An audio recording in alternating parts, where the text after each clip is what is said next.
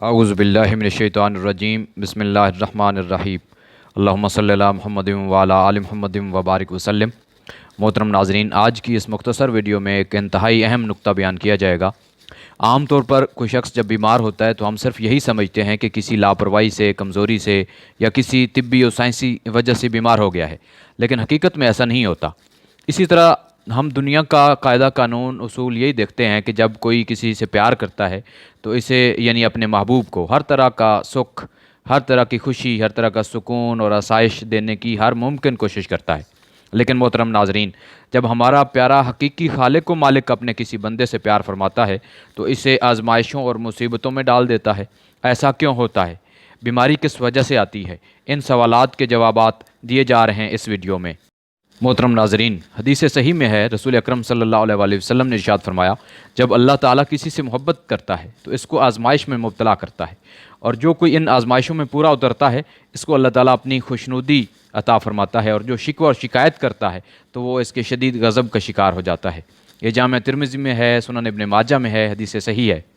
اسی طرح ایک اور حدیث صحیح میں پیارے آقا صلی اللہ علیہ وآلہ وسلم ارشاد فرماتے ہیں، جب اللہ تعالیٰ اپنے بندے کے ساتھ خیر و بھلائی کا ارادہ فرماتا ہے تو دنیا میں اس پر مصائب نازل فرماتا ہے، اور جب وہ اپنے بندے کو اس کی برائی کے ساتھ چھوڑ دیتا ہے تو بندے کو اس کے گناہوں میں مہلت یعنی ڈھیل دے دیتا ہے، یہاں تک کہ اس کو اس کے گناہوں کے ساتھ قیامت کے دن اٹھایا جاتا ہے۔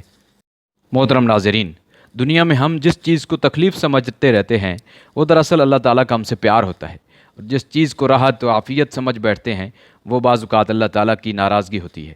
اللہ کریم ہمیں اپنا پیار بھی عطا فرمائے اور اپنی رحمت خاص سے سکھ، چین، خیر و عافیت بھی عطا فرمائے۔ آئیے اب دیکھتے ہیں کہ بیماری کن 3 وجوہات سے آتی ہے۔ پہلی وجہ تو یہ ہے کہ گناہوں کی سزا کے طور پہ آتی ہے۔ اس کی علامت یہ ہے کہ جو بھی اس بیماری میں مبتلا ہوتا ہے وہ چیختا چلاتا ہے، شور کرتا ہے۔ دوسری وجہ یہ ہوتی ہے کہ گناہوں کی معافی تلافی کے طور پہ اس کو بیماری آتی ہے، ایسا بندہ صبر کرتا ہے۔ اور تیسری وجہ یہ ہے کہ اگر کسی پہ کوئی بیماری آئے تو وہ اس کے درجات کی مزید بلندی کے لیے ہوتی ہے، اور ایسا بندہ شکر ادا کرتا ہے۔ محترم ناظرین، احادیث مبارکہ کی روشنی میں امید کرتا ہوں کہ آج آپ پر یہ حقیقت کھل گئی ہوگی کہ اللہ کریم کے پیار کی نشانی کیا ہوتی ہے، اور بیماریاں اور مصیبتیں، آزمائشیں حقیقت میں کس وجہ سے آتی ہیں۔ اللہ کریم ہمیں اپنی محبت اور عشق اور اپنی رضا نصیب فرمائے، اور اس حقیقت کو سمجھنے کی توفیق عطا فرمائے۔ مزید مستند اسلامک ویڈیوز کے لیے ایمان افروز چینل کو سبسکرائب کر لیں، نوٹیفیکیشن بٹن بھی پریس کر دیں، اور اس چینل کی تمام ویڈیوز کو کار خیر کے طور پر لائک اور شیئر ضرور کیا کریں۔ اللہ کریم آپ کو اجر و ثواب عطا فرمائے۔ جزاک اللہ، فی امان اللہ۔